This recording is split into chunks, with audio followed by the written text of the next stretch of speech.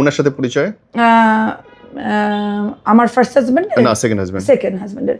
ওনার সাথে পরিচয় আমার যখন ডিভোর্স হয়ে যায়, আমার 14 বছর বয়সে বিয়ে হয় আর কি, ফার্স্ট বিয়েটা। তখন আমি একদমই বাচ্চা মেয়ে।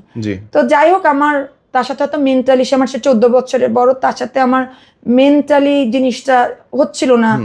অনেক কিছু আছে, আমি চেষ্টা করেছি, পারিনি। আমি গিভ আপ করে 12 বছর পর চলে আসছি। 12 বছর কিন্তু কম সময় না, আমি সময় দিয়েছি। এক যুগ। হ্যাঁ, এক যুগ। এখন আপনারা বলতে পারেন মেয়ে ভালো না, এই জন্য চলে আসছে। মেয়েদেরই তো দোষটা একটু বেশি হয়, কিন্তু আসলে একটা মেয়ে কখনোই নিজের ইচ্ছা সংসার ছাড়ে না। 3টা মেয়ে নিয়ে ইচ্ছাকৃত আসে না। সামহাও আমি ওই কথাটা উঠাতে চাচ্ছি না, যেহেতু সেই লোক আমাকে কোনো মানে ডিভোর্সের পরে আমাকে কোনো ইস্যুতে ফেলায় নাই। সে তার মতো লাইফ লিড করছে, আমি আমার মতন।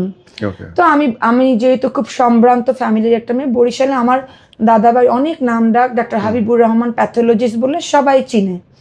এবং আমার চাচারা সচিব ছিলেন, অর্থ সচিব ছিলেন, এবং আমার আত্মীয় স্বজন খুব ভালো গ্রেডে, ব্রিগেডিয়ার জেনারেল, কেউ নাসাতে আছেন, কেউ আপনার এলিজাবেথ আর্ডেনে জব করছেন। আমার বোনের মেয়ে একজন খুব নাম করা ব্যারিস্টার কিন্তু বাংলাদেশে, ওকে সবাই চেনে এক নামে। আমি নামটা বলতে এখন চাচ্ছি। জি, সবাই চেনে অ্যাকচুয়ালি। হ্যাঁ, সো মানে আমি আমার ফ্যামিলির এগেইনস্টে কখনো যাইও না।